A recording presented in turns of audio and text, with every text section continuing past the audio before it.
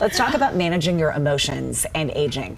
So how good are you at managing when you're mad, when you're sad? Like, I mean, do you sit in it? Are you able to talk through it and work through it and move forward? This new study, it's in Nature Aging, that magazine, and the researchers saying that if you cannot manage your emotions, it impacts your brain in older age. In fact, it can even lead to diseases, neurodegenerative diseases, if you are not good at managing your emotions. So they looked at young people versus older people and showed them different things that would make them happy or sad, and said the older brain has a tougher time pulling back out of it.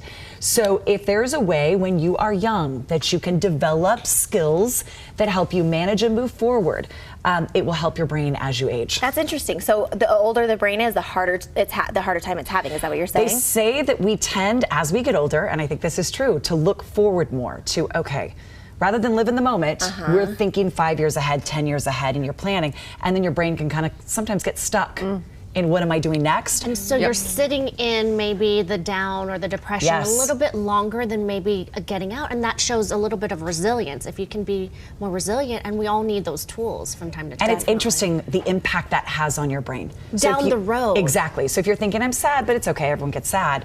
The way that impacts your brain and how it has this effect on it for years to come. That's scary, not being able to pull yourself out of that funk. So what can we do to maybe start that process now? So they're analyzing, I mean, this can lead to things like dementia, which no one wants, or Alzheimer's. So if there are ways, like we talk about on the show all the time, to be more present, to think about your emotions, to move in and out of them, it's okay to feel a way, but can you regulate it, or are you stuck in that space? Don't you find that depending on what you're going through in your life, because I've had a hard couple weeks and I have noticed it has been so difficult for me. I jump from I'm fine and then I flip out, right? Whereas on a normal day, I feel like I can kind of manage that a little bit better, but I think we need to give ourselves some grace and think about what you're dealing with and what are the underlying themes, and maybe give yourself some grace through that, because I think it is easy to jump to here. And then I notice my kids doing the same thing, and I need to be sure to model that, teach them at a young age to handle it. I think when you are going through something like that, though, you don't have capacity in other areas of your life. So patience is thin, your fuse is short.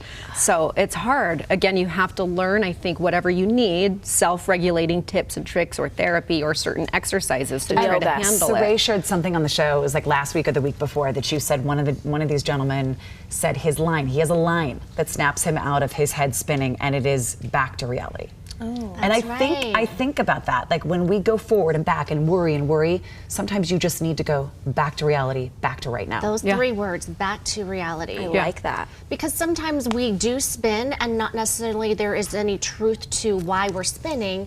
Obviously what you were going through is real and hard, and I think yes, give yourself grace in those moments, but when there's so many different emotions and highs and lows, to say back to reality so you can. Well, and exactly, you said truth. I had a therapist that would say, what is my truth right now? What is the truth of the situation right now? And the truth of what I was going through is Stella really was okay, right? I'm okay. In this moment, everything is fine, but I think it's easy to let it just go like this. Yes, so it's important to do, right? Okay, what about this? I found the top 8 habits of mentally strong women.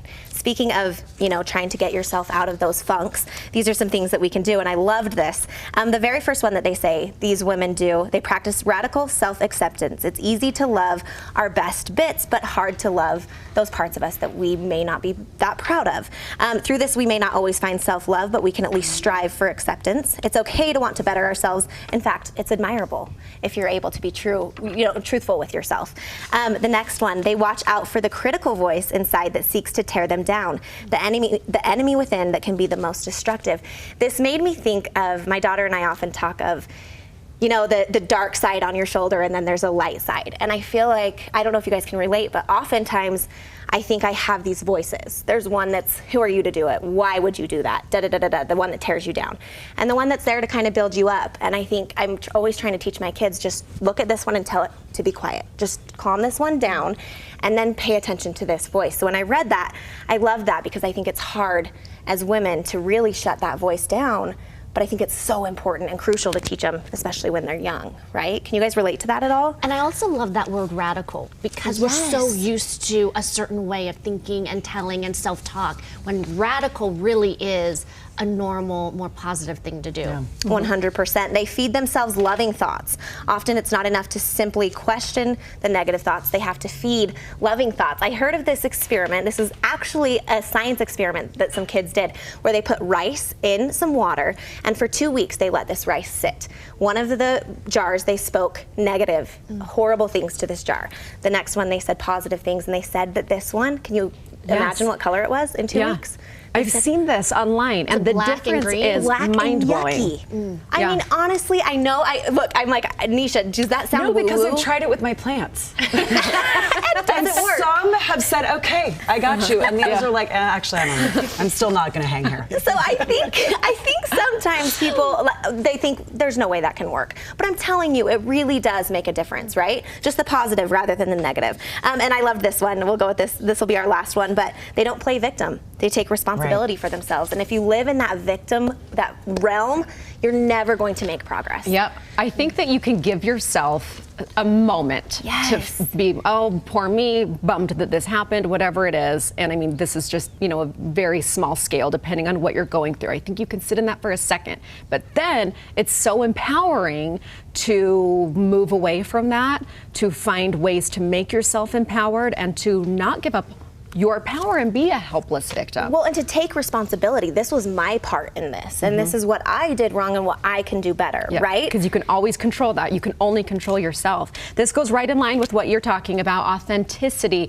I think the older you get, the more authentic you can become to you, what rings true for you. Here's some things that you might notice when that starts to happen. And this first one I've definitely noticed throughout the years. You outgrow some people. Maybe there's friends or people in your life that you think they'll always be there, but as you start to tap into what rings true for you, sometimes we realize that certain conversations, people, friendships stop making sense. You look as for we grow. quality over quantity. And that can be hard. Absolutely. I think it's hard to let some of those friendships, go by the wayside, but you have to be okay with it as everyone's evolving. Yeah. And people will not always understand us. They Right. won't understand our decisions. They might not understand life changes. So to be accepting of that is important. People might label us maybe when they aren't understanding or they think they have a perception of what we're going through. They might think that we're unreasonable or difficult or even being selfish when we're choosing ourselves. We might feel lonely and misunderstood at times as we're in that transition. I like this one. We will not do things for the heck of it. It's so much more intentional about time spent, right?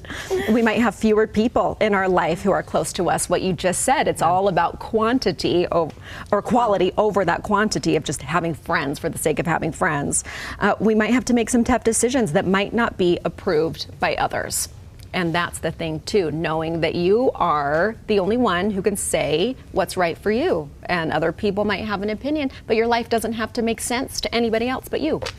And sometimes you just don't know your boundaries yet until you get older, until you live a life. And then you have to push back a little bit. And it's harder to teach other people your boundaries, but that's sometimes how relationships and how you treat yourself. I like letting go of other people's permission.